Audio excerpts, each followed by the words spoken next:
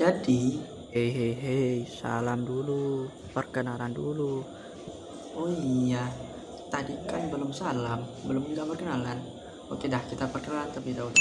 Assalamualaikum warahmatullahi wabarakatuh. Perkenalkan, nama saya Muhammad Malik Sabilihak, NIM T201970084. Saya di video ini akan menjelaskan mengenai eh penasaran ya?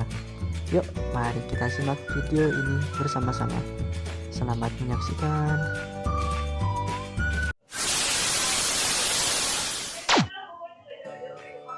Baik, di sini kita akan menjelaskan mengenai aplikasi pewarnaan titik pada kehidupan sehari-hari atau bidang studi lainnya. Sebagai pengantar saja ya, sebenarnya teori graf, terutama aplikasi pewarnaan titik ini, itu merupakan pokok bahasan yang sudah lama, tetapi sampai sekarang itu masih diterapkan di berbagai persoalan, terutama di kehidupan kita sehari-hari. Nah, jadi tanpa kita sadari bahwa kehidupan kita sehari-hari, persoalan yang kita hadapi dalam kehidupan kita sehari-hari itu ternyata bisa diselesaikan dengan teori graf. Salah satunya yaitu dengan pengaplikasian pewarnaan titik ini. Lalu apa sajakah persoalan kehidupan kita sehari-hari atau bidang studi yang bisa diselesaikan dengan mengaplikasikan pewarnaan titik ini? Untuk lebih lengkapnya kita ke slide berikutnya. Ini aplikasi pewarnaan titik pada kehidupan sehari-hari atau bidang studi lainnya. Untuk yang pertama yaitu masih di kehidupan sehari-hari, yaitu pengaturan nyala warna lampu lalu lintas. Untuk yang kedua yaitu masih di kehidupan sehari-hari itu sebagai penyusunan jadwal, mengatasi masalah penyusunan jadwal. Untuk yang ketiga yaitu di bidang studi kimia itu digunakan untuk menyelesaikan persoalan mengenai penyimpanan senyawa kimia yang berbahaya. Dan yang keempat dan lain-lainnya. Nah, jadi dari teman-teman silahkan dicari sendiri ya. Mungkin dari teman-teman menemukan referensi lain tentang aplikasi pewarnaan titik pada kehidupan sehari-hari ini. Saya di sini akan membahas 3 yang sering diterapkan,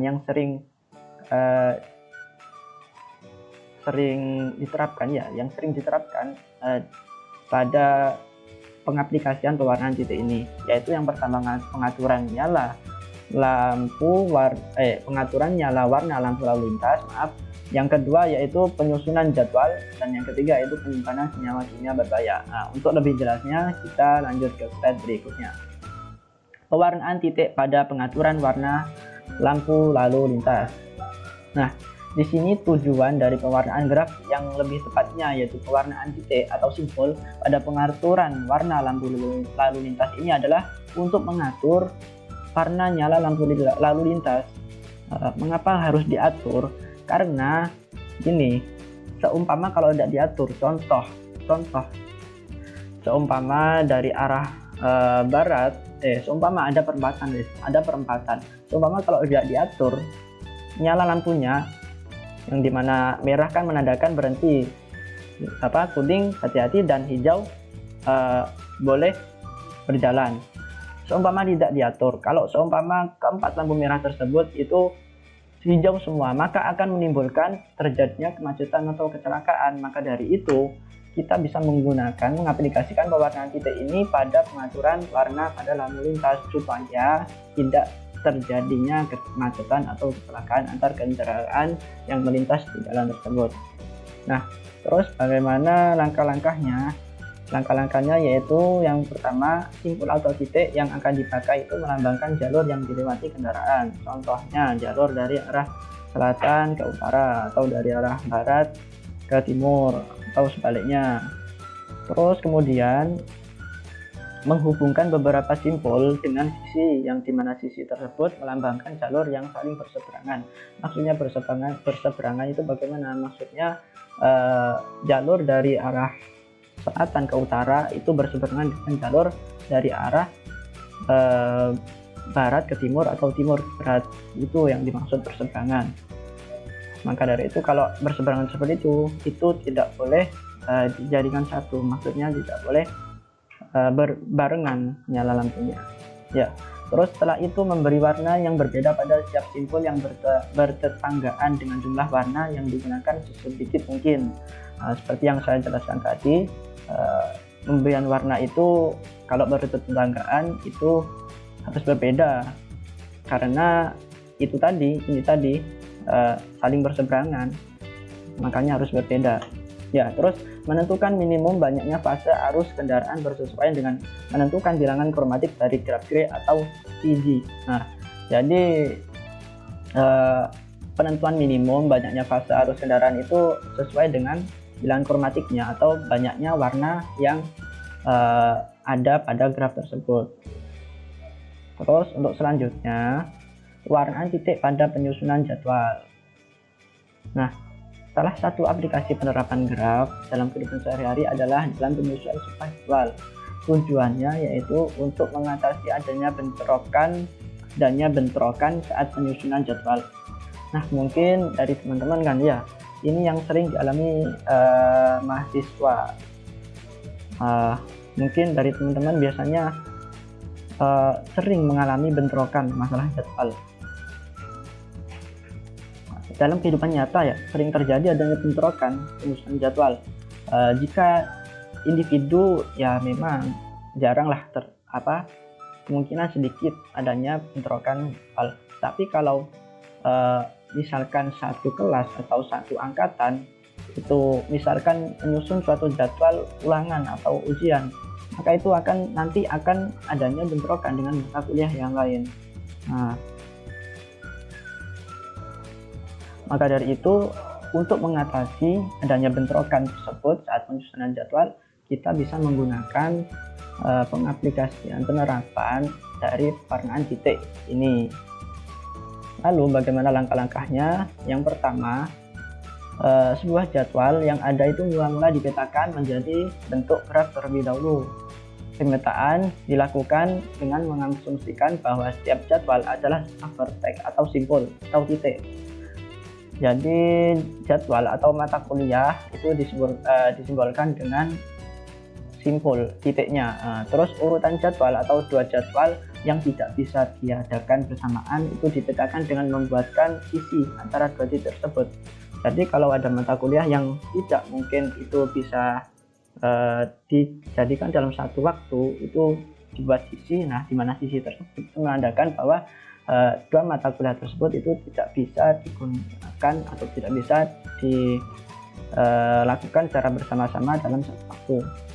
Untuk kapasitas ruang yang ada akan dimodelkan dengan batasan jumlah warna sama yang bisa digunakan untuk mewarnai simpul. Dalam artian penentuan minimum banyaknya ruangan itu bersesuaian dengan penentuan bilangan kromatik dari graf G atau TG. Nah, jadi ini intinya di sini, penentuan minimum banyaknya ruangan atau banyaknya waktu itu bersesuaian dengan penentuan bilangan kromatik. Nah, bilangan kromatiknya itu yaitu jumlah warna yang terbentuk dari graf. Nah, terus setelah proses pewarnaan graf telah selesai, setiap simpul pada graf hasil pewarnaan tersebut akan memiliki warna sama yang berbeda-beda. Nah, dari warna-warna tersebut dapat diketahui bahwa simpul dengan warna yang sama itu bisa dijadwalkan bersamaan. Jadi kalau seumpama dari mata kuliah tersebut sudah diwarnai ya, kalau warnanya itu sama, maka dua mata kuliah tersebut itu bisa dijadikan satu waktu, bisa bersamaan, dijadwalkan bersamaan. Tetapi jika warnanya itu berbeda, simpul dengan warna yang berlainan atau berbeda, maka harus dijadwalkan dengan waktu yang berbeda atau hari lain atau waktu lain gitu ya. Untuk lebih jelasnya, saya berikan contoh soal. Ini contoh soal 1. Ada suatu soal, misalkan terdapat 8 orang mahasiswa, 1, 2, 3, dan seterusnya sampai 8. Dan 5 buah mata kuliah yang dapat dipilihnya, A, B, C, D, E. Tabel berikut memperlihatkan matriks 5 mata kuliah dan 8 orang mahasiswa. Ini maaf, ini maksudnya bukan ya, tipe tadi ya. Terus angka 1 pada elemen I, J, berarti mahasiswa I memilih mata kuliah J. Sedangkan angka 0 menyatakan mahasiswa I tidak memiliki mata kuliah J. Mana tabelnya? Ini dia tabelnya ya. Ini angka 1, ini angka 1 di sini 1 1 1 1 1. Nah, ini angka 1 di sini di tabel ini itu menandakan mahasiswa I itu memilih mata kuliah J, di mata kuliahnya. Jadi mahasiswa 1 memilih mata kuliah B dan E. Nah, jadi seterusnya sampai ke bawah ya. Sedangkan angka 0 menyatakan mahasiswa I tidak memilih mata kuliah J. Nah, contohnya mahasiswa 1 itu tidak memilih mata kuliah A, tidak memilih mata kuliah C, dan tidak memilih mata kuliah D, tetapi memilih mata kuliah B dan E. Jadi gitu, 1 menandakan mahasiswa memilih mata kuliah tersebut dan 0 menandakan mahasiswa tidak memilih mata kuliah tersebut. Nah, terus untuk langkah selanjutnya kita lihat di slide berikutnya. Nah, jawab. Langkah pertama yang kita lakukan adalah menggambarkan graf yang menyatakan penjadwalan ujian. Nah, jadi yang pertama kita lakukan adalah membuat grafnya terlebih dahulu. Ini tabel yang tadi ya. Simpul-simpul pada graf akan mempresentasikan mata kuliah. Nah, simpul-simpulnya, titik-titiknya mempresentasikan mata kuliah. Jadi kita buat ada titik A, mata kuliah A, titik B, mata kuliah B, titik C, mata kuliah C, dan titik D, mata kuliah D, titik E, mata kuliah E. Ya, mata kuliahnya. Terus kita posisikan terlebih dahulu untuk nanti dibuat graf. Untuk pembuatan graf ini ya, teman-teman kreatif mungkin ya. Kalau saya di sini itu menggunakan sesuai referensi yang saya temukan. Pokoknya grafnya itu harus sesuai dengan ininya nanti. Ketika menghubungkan simpulnya dengan sisi-sisi itu harus sesuai dengan ini nanti. Terus untuk langkah selanjutnya, sisi-sisi yang menghubungkan simpul mempresentasikan adanya dua jadwal adanya dua jadwal atau lebih yang tidak bisa diadakan bersama, yaitu dengan ini. Kita lihat yang satu-satu ini aja. Nah, ini menandakan bahwa mata kuliah B itu tidak bisa bersama dengan E, B tidak bisa bersama dengan D, terus ini juga, ini C tidak bisa bersama dengan D, A tidak bisa bersama dengan B, dan seterusnya sampai ke bawah. Makanya kita buat sisinya. Nah, yang pertama B sama A, kan ya, B sama A ini ya, B sama A satu-satu, ini tidak bisa bersama.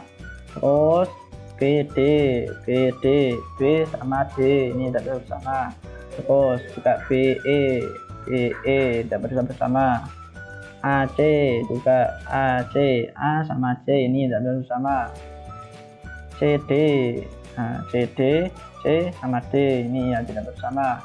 Nah, udah, maaf, kita balik dulu. Ini jadi nanti kurang lebih nanti grafnya itu seperti ini. Itu lebih baiknya kita lihat graf yang di sini saja. Selanjutnya, warnai setiap simpul atau titik pada graf tersebut dengan aturan. Yang pertama, jika dua titik bertetangga ada sisi yang menghubungkan. Nah, maksudnya dua titik bertetangga itu ada sisi yang menghubungkan, maka warnanya itu berbeda. Contohnya seperti ini, biru dengan merah. Maka ini kan ada sisi yang menghubungkan, makanya warnanya berbeda, biru sama merah ya. Seperti yang dijelaskan kemarin dulu ya, di pertemuan kemarin. Terus yang kedua, jika dua titik tidak bertetangga menandakan bahwa tidak ada sisi yang menghubungkan, makanya warnanya itu sama. Contohnya ini kan tidak ada sisi yang menghubungkan. Nah, ini disebut tidak bertetangga, makanya warnanya bisa sama. Dengan ini ada sisi yang menghubungkan, makanya warnanya berbeda. Ini menandakan bahwa itu bertetangga. Nah, ini kurang lebihnya grafnya tadi itu kan seperti ini ya. Nah, bagusnya ini seperti ini artinya ya. Terus kita lakukan pewarnaan sesuai aturan ini. Nah, yang pertama kita mulai dari yang derajatnya paling besar terlebih dahulu. Di sini kan yang derajatnya paling besar itu B. Ini B kan 3, 1, 2, 3 kan. Kalau A kan cuma 2, 1, 2, E cuma 1, D 2, C kan 2. Nah, maka kita mulai dari B yang terbesar terlebih dahulu derajatnya, biar enak, biar mudah. Kita warnai B, contoh saya ingin warna merah. Warna biru. Saya ingin warna biru. Warna biru. Nah, berarti yang bertetanggaan kan A, E sama D. Nah, yang bertetanggaan sesuai dengan aturan yang pertama, yaitu warnanya harus berbeda. Nah, saya contohkan di sini kan ini merah, saya contohkan di sini juga merah. A diwarnai dengan warna merah, D warna merah, E warna merah. Nah terus ini kan udah habis bertetangga. Nih bertetangga ini kan B sama A, B sama E, dan B sama D. C kan tidak bertetangga dengan B, makanya C kita warnai warna yang sama dengan B, yaitu warna biru. Nah, selesai. Seperti itu ya pewarnaannya. Terus dari sini dapat disimpulkan bahwa mata kuliah A itu bisa bersama dalam satu waktu dengan mata kuliah E atau D. Mata kuliah A bisa bersama dalam satu waktu dengan mata kuliah E atau D. Begitu pun juga sebaliknya, D bisa dengan A, E bisa dengan DA. Ya, seperti itu. Terus mata kuliah B bisa bersama dalam satu waktu dengan mata kuliah C. B ini bisa bersama dalam satu waktu dengan mata kuliah C. Ini ya. Tetapi B ini tidak bisa bersama dalam satu waktu dengan mata kuliah A atau E atau D karena beda warna ya. Intinya pokoknya kalau warnanya itu sama, maka itu kedua mata kuliah tersebut itu bisa dijadikan dalam satu waktu. Ya, kalau berbeda maka itu tidak bisa dijadikan bersamaan. Kalau berbeda A dengan B berbeda. Kalau sama seperti ini A, E, D itu bisa dijadikan dalam satu waktu atau secara bersamaan ya. Nah terus karena ada dua warna yaitu merah dan biru, maka ditemukan bahwa bilangan kromatik graf tersebut adalah 2. Karena ada dua warna maka bilangan kromatiknya 2. Yang bisa disimpulkan bahwa kelima mata kuliah tersebut dapat dilaksanakan hanya pada 2 waktu saja. Nah, 2 waktu itu bisa 2 hari atau 2 pokoknya 2 waktu bisanya, hanya bisa 2 waktu saja ya, minimalnya itu 2 waktu paling minimal. Terus untuk selanjutnya, nah di sini pewarnaan titik pada bidang studi kimia.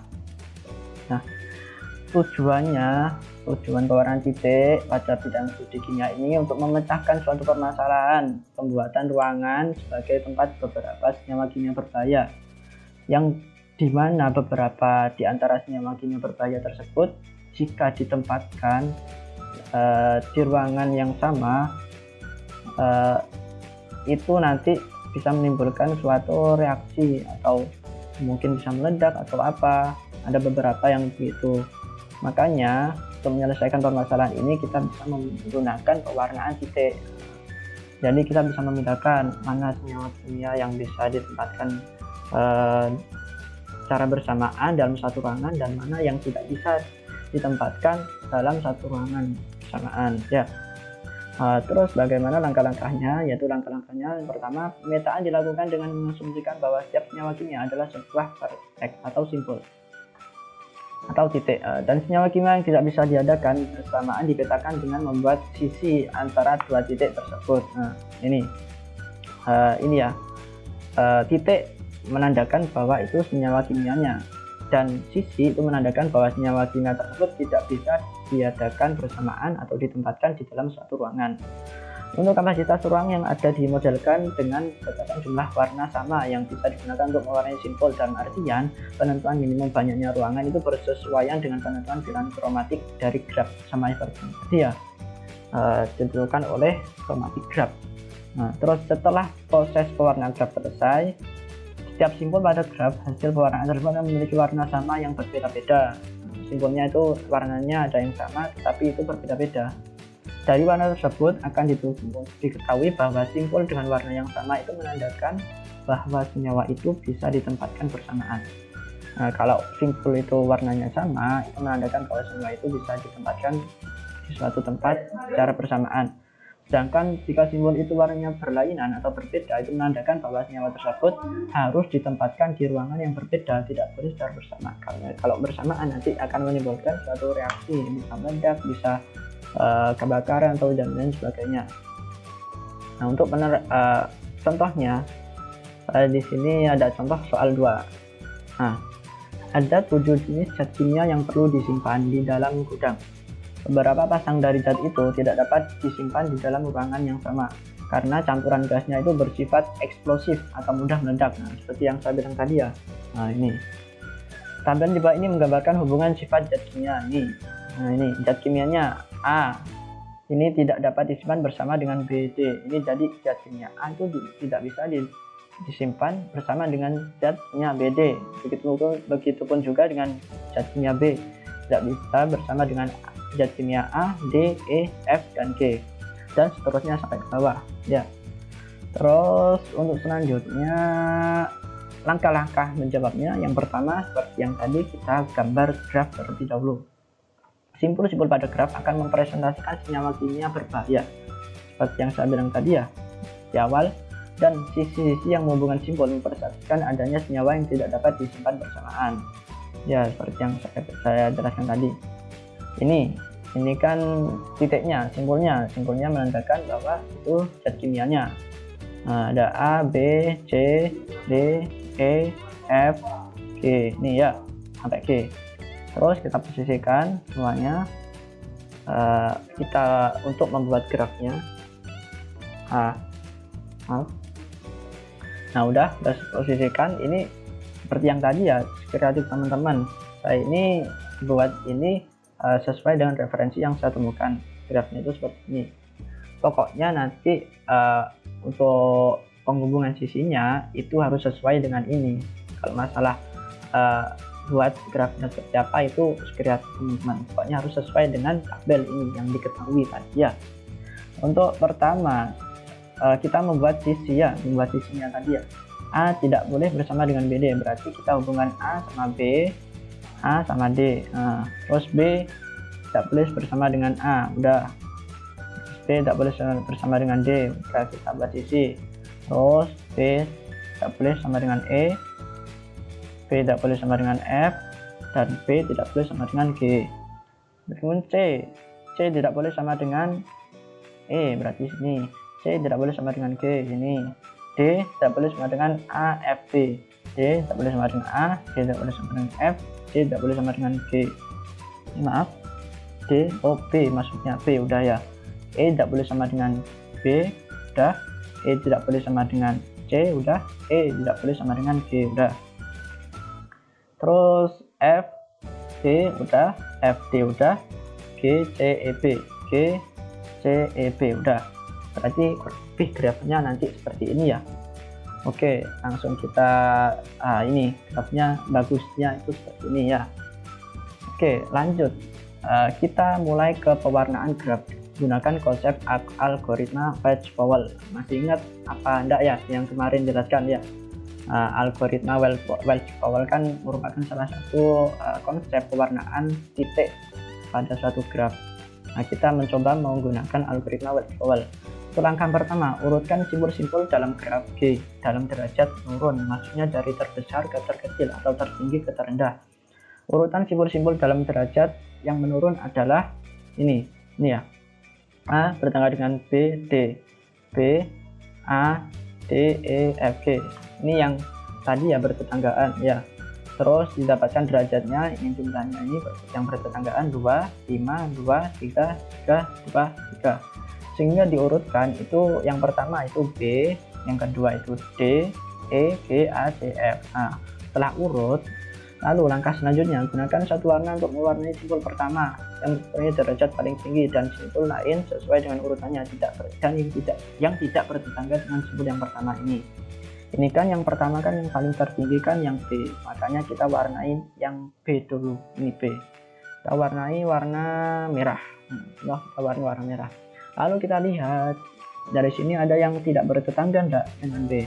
Ini yang B bertetangga dengan F, bertetangga dengan A, bertetangga dengan D, bertetangga dengan E, bertetangga dengan G. Oh ternyata C ini tidak bertetangga dengan B. Nah, makanya C ini kita warnai juga sama dengan B, yaitu warna merah. Jadi seperti itu ya. Lalu kita lanjut ke selanjutnya, karena ini sudah tidak ada yang tidak bertetangga lagi dengan B. Makanya kita lanjut ke langkah selanjutnya. Mulailah lagi dengan simpul yang memiliki derajat tertinggi berikutnya dalam daftar berurut yang masih diwarnai. Nah, derajat tertinggi berikutnya kan D, ini D. D kan belum diwarnai. Nah, makanya kita warnai. Saya ingin warna contoh. Nah, ini ulangi proses ini sampai terus ya. Ini ya. Saya ingin warna kuning. Nah, warnai kuning. Nah, udah warnai kuning. Lalu kita lihat lagi di sini yang tidak bertetangga dengan D mana? Ini kan F bertetangga, A bertetangga, B bertetangga. E tidak bertetangga, G juga tidak bertetangga, dan C juga bertetangga. Tapi karena C ini sudah diwarnai, maka kita tidak perlu mewarnai yang C. Kita tinggal mewarnai yang E atau G.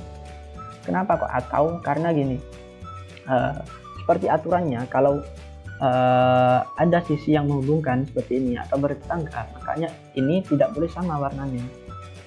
Nih, jika dua titik bertetangga, ada sisi yang menghubungkan, maka warnanya harus berbeda. Jadi E sama G ini harus berbeda.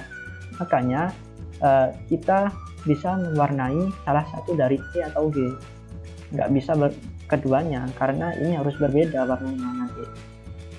Contoh saya ingin mewarnai yang E saja ya, jadi yang E sama dengan yang D karena ini tidak bertetangga. Saya warnai kuning ya udah. Nah, ini tidak warnai kuning karena ini bertetangga, nggak boleh sama warnanya kan ya. Udah selesai. Untuk selanjutnya kita ulangi lagi prosesnya. Kita urutan ketiga ada E. Kita lihat E udah diwarnai belum? Oh, E udah diwarnai. Terus urutan keempat ada G. G udah diwarnai belum? Oh, G belum diwarnai. Oh ya udah, kita warnai yang G. Saya ingin warna hijau. Nah, warna hijau. Udah. Terus kita lihat ada yang tidak bertetangga, yang belum diwarnai, yang tidak bertetangga dengan G. Ada nggak? Oh, ternyata A dan F ini tidak bertetangga. Terus juga keduanya juga tidak bertetangga juga. Oh ya udah, kita warnai sama dengan G, warna hijau, dan F juga warna hijau. Nah, udah selesai grafnya ya. Nah, ini grafnya kurang lebih bagusnya seperti ini. Nah, dari graf tersebut dapat disimpulkan bahwa senyawa B itu bisa ditempatkan dalam suatu ruangan dengan senyawa C. Begitupun juga dengan senyawa D. Ini bisa ditempatkan dalam satu ruangan dengan senyawa E. Dan senyawa G ini bisa ditempatkan dalam satu ruangan dengan senyawa A atau senyawa F. Ini bisa ditempatkan dalam satu ruangan. Kan tadi kan katanya kalau warnanya sama itu menandakan bahwa senyawa tersebut bisa dijadikan dalam satu ruangan. Nah, kalau warnanya berbeda maka ini tidak boleh dalam satu ruangan.